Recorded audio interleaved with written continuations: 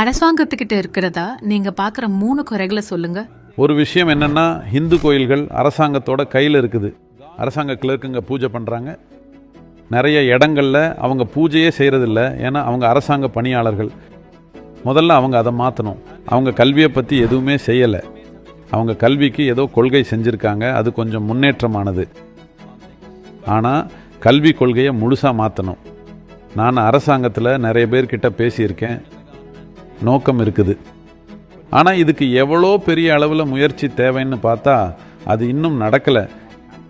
ஏன்னா கல்வி முறைகளை அது உடஞ்சி போகாமல் சத்தமில்லாமல் மாற்றணும்னா பெரிய அளவில் முயற்சி எடுக்கணும். 3வது, பாரதத்தோட விவசாயமும் மண்ணும் பெரிய பிரச்சனையாக இருந்து வருது. பாரதத்தோட மண் ரொம்ப மோசமான நிலைமையில் இருக்குது. அது கிட்டத்தட்ட பாலைவனமாகிற நிலையில் இருக்குது. அதை அவங்க அடுத்த 10 to 12 வருஷத்தில் சரி செஞ்சால் 67% பாரதத்தோட விவசாய நிலத்தோட நிலைமை மாறும். இந்திய அரசு 13 நதிகளுக்கு விரிவான திட்ட அறிக்கையை தயார் செஞ்சுருக்கிறாங்க.